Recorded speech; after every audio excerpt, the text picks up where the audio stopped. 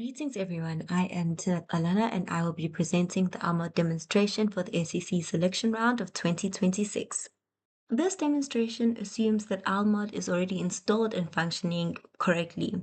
So here we begin by checking the loaded modules and confirm that no modules are currently loaded. Because we are trying to prove version control, I'm going to be using GCC, so let's check the DNF version, and there we see 14.3.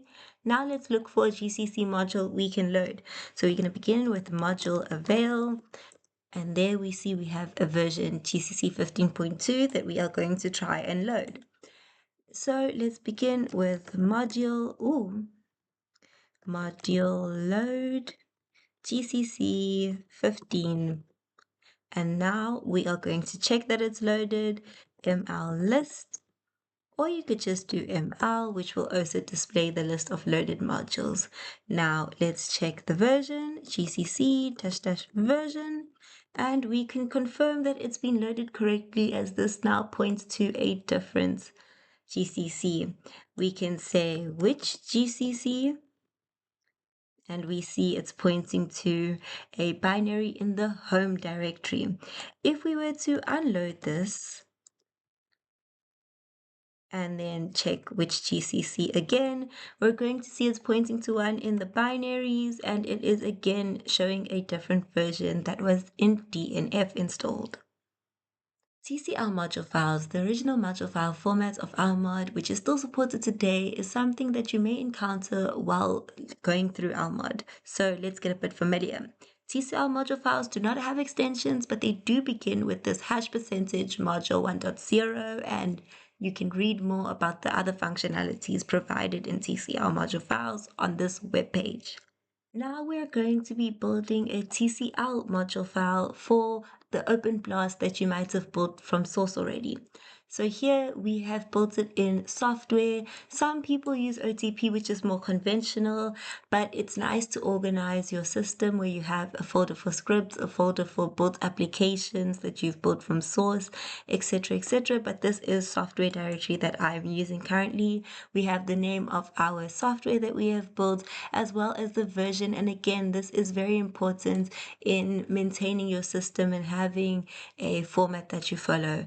Now we're checking inside the libraries folder, and we see that we have our static libraries and dynamic libraries, and the existing builds are there. So now let's build the module file. Let's go mlav, and we see there is no fftw module file, so we are going to make it by beginning with a directory, make dir -pv lmod module files, and we're going to name this open blast. Now that we are building our open blast, we've built our open blast directory, we can enter there with cd, and we are going to make a module file. So we're going to save it with version 0.3.26, and with TCL module files, it does not have an extension, as the module file is identified through the first line, similar to bash files. So let's just do that. Now that that's been pasted, we can see in this first line, similar to the slides, we have #% module dot 1.0 notes. So there we are defining our help. So when we say module help with the module, it will display this text. This module loads open blast 0.3.26, as well as other functions that you can look for yourself on the link provided. So let's close this. And now we're going to say mlav, and we notice that there is an open blast library that wasn't there before.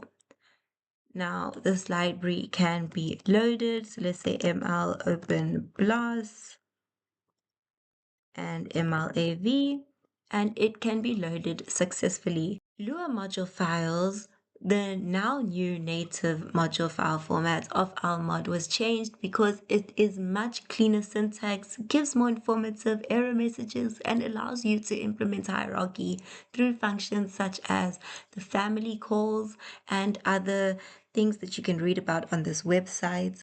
So we see that we are going to be building the module file for FFTW, the maths library. So let's just do that, mlav, and we do this to get this directory over here, home lmod, so that we can make it make dir dash pv lmod module files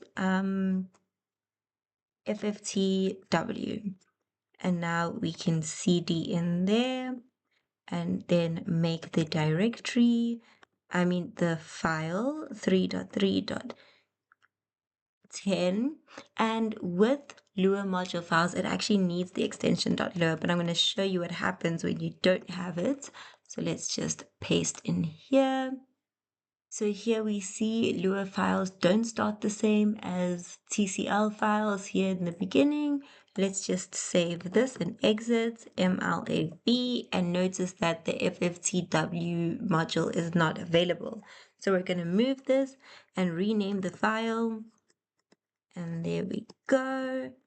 Oh, sorry, .lua. And now it should be listed as we can see here. So again, this module can be loaded like any other module, FFT. And there you have it. It's been loaded successfully. Lastly, module file generation when scripting, and I think this is a crucial skill to develop, as this can help you in the future going into nationals and further developing your HPC skills. Finally, we'll be going through module file generation while scripting. So obviously, when you get more familiar with building packages, you want to do it with scripts in the interest of saving time and documenting your build process. It's very useful. So I hope you've seen the scripting video presented earlier. And now we're going to get into configuration shortly after this, but we are just learning the skills so that we can combine them together. So let's just look here. I have an installation script for installing Python, and it's general because we're going to see I can change the version as I like. But I've already built the Python actually. So if we look in software, Python version, we can see I've built version 3.13, and the binaries are even there to show that it's fully functional and working. So let's begin by looking into that. Nano install. Okay, there we go. So there's some basic error checking at the beginning of the script to catch any failed commands, trap the last command so I can print it out later, and these types of things. You can pause to read, consult Google, consult AI. I think these are very useful commands, but this is what's important. So normally you want to have a degree of organization, which makes writing these kinds of scripts easier. I tend to use the same templates. So I've omitted this process, but that's normally what I would change, as well as the software I'm building. So I did build OpenPlus and the previously demonstrated FFTW using the same script, because it makes life a lot easier, and then you can generate that. So once you are done building, you are going to create the module file. So you're going to create the directory if it does not exist. If not, and then -d if directory doesn't exist. And then you are going to cat the beginning all the way to the end of EOF, end of file, into the module file. And I'm using TCL because I think it's a lot easier for beginners to get used to. But Lmod is Lua based, and Lua does allow a bit more functionality than TCL, but these aren't things that you will get into during selection.